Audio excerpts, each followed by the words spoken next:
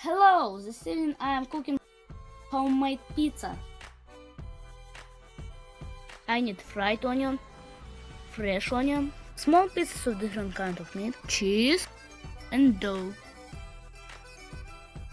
Firstly, I am rolling out the dough. And then I'll oil it.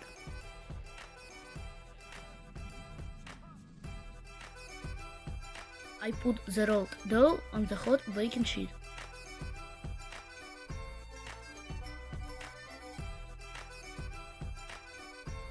I put ketchup on the dough.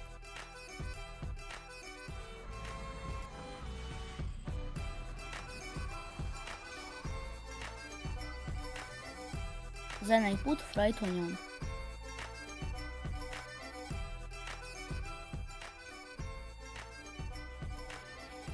After that I put different kinds of meat.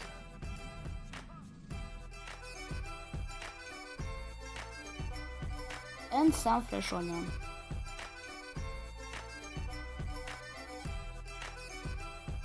Finally, I put cheese.